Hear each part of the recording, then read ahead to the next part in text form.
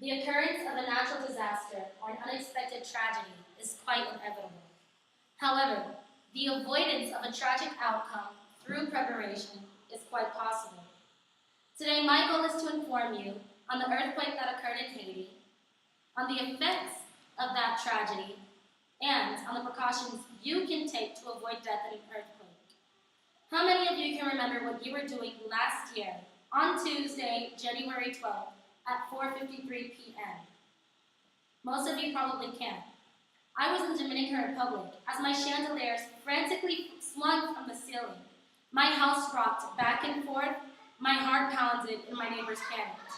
I was totally unaware of the fact that the people in Haiti on the other half of my island were experiencing a very unexpected tragedy that would change the lives of many forever.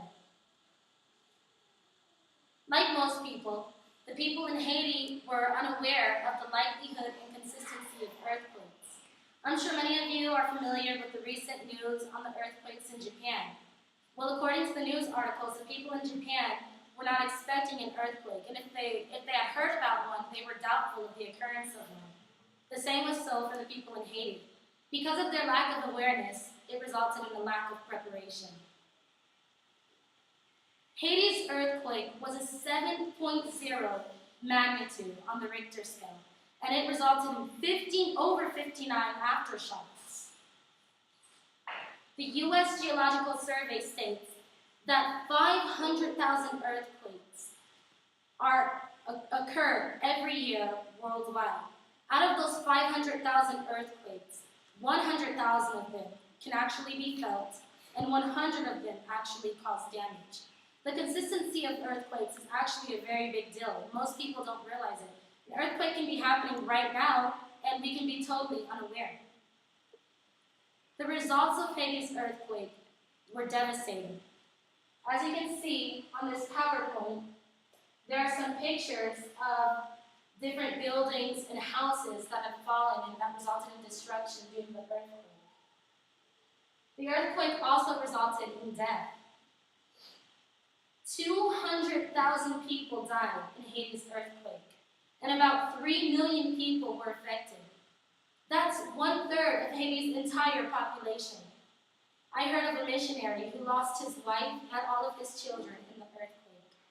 This resulted in many devastating, painful, heartfelt cries from children, parents, friends, everyone who had lost a loved one in the earthquake. Despite all of the tragic deaths, there were survivors. I recently read an article on a girl who was 18 months old. She was found alive underneath rubble after being trapped there for 6 days. That was truly a miracle.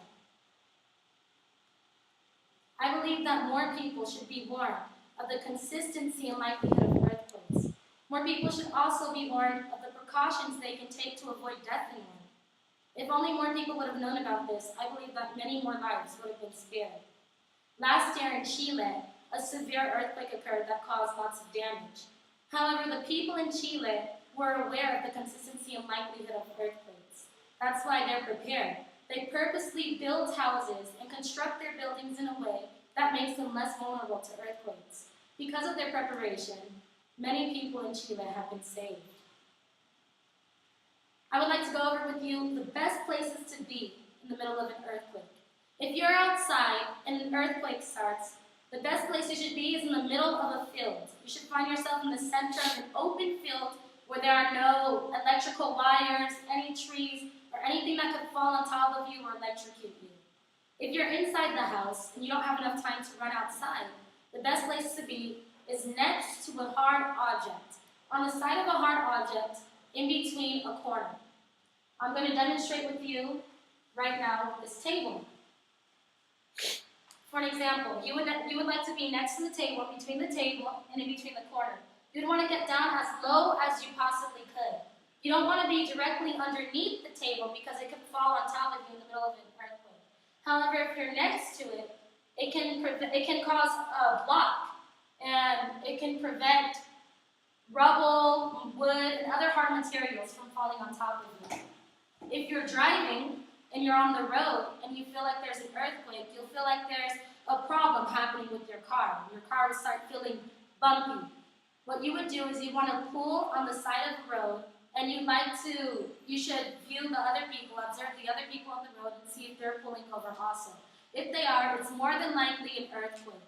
If so, you would pull over away from electrical wires, trees, or anything that could fall on top of you.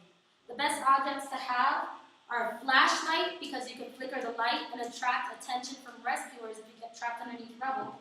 You would need a water bottle to avoid dehydration, and you would need a cell phone or a walkie-talkie. I would prefer a cell phone because many times when calls can't go through, text messages can. Today you have been informed on the earthquake that occurred in Haiti, on the effects of that appalling event, and on the possible